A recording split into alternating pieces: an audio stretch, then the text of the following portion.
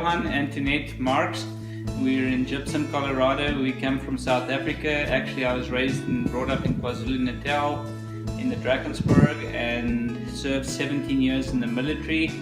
And Antoinette was raised in Vereniging, close to Johannesburg, and met her in Pretoria. We got married in 1990 and came over to Colorado, actually to the area here, over to Aspen in June of 2001. My brother was over here. We visited with him, and I went for an interview, a walk-in actually, in Beaver Creek in Avon, and a guy gave me a job offer which he'd never done before with walk-ins, and that was in December of 2001 that we packed up in South Africa and came over here with a couple of suitcases in our hands and ventured into the big world, but obedient in God's will and His promise.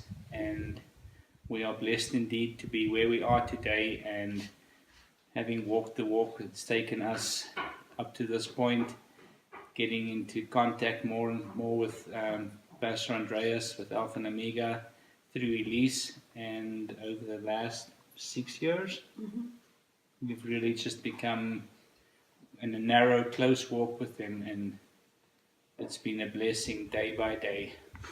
So, Antoinette, as was mentioned, you became part of the house church through Elise, who is your sister. So maybe you want to say a little bit about that.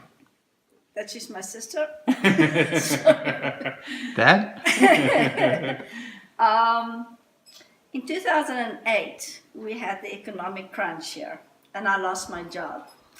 And I struggled emotionally to understand why at that point. And Elise had been contacting Pastor Andreas, and she asked me to email him, which I did at that point. And he emailed me back, he had prayed, and he told me I had to bake a cake and take it to these people that laid me off at that point as a way for healing for me. And as much as I hated it, I did it.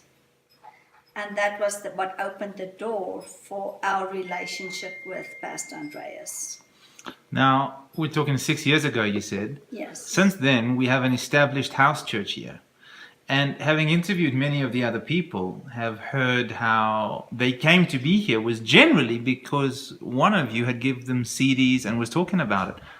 How did that all begin? I started giving Jake CDs, and Tim, one of our other friends, and slowly but surely they wanted more and more of the CDs. And when we started the gatherings, we started initially on Skype, and we were still in the process of building the house. We had meetings in Chatfield first, and then in our condo.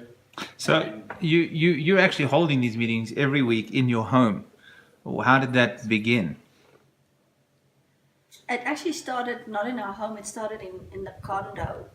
When Pastor Andreas came to visit, 2 years ago, when we were building, and we invited Jake and Maria over. And Pastor Andreas prayed for them. That was the first time that somebody actually came and met with Andreas. And after that, they wanted to join more. And we started doing the Sunday services with Pastor Andreas. The Wednesday meetings only started after we had moved into this house that we're in now. In terms of having a local house church, why would you say, or how would you say is it that you've brought a lot of people around you and they're coming into your home every day or every week?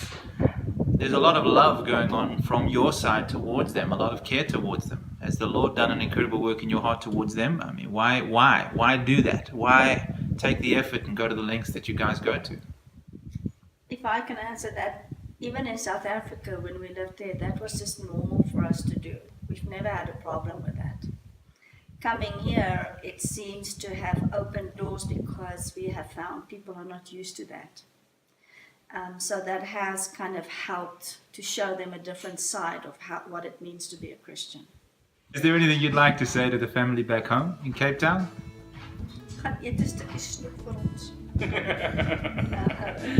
No, I think that we are in a very great group, and we just our prayers are with the church there as well. It's bigger numbers, and the bigger the numbers, the more easier it is for conflict and for, you know, things to get step in, and the devil's always out there trying to attack us.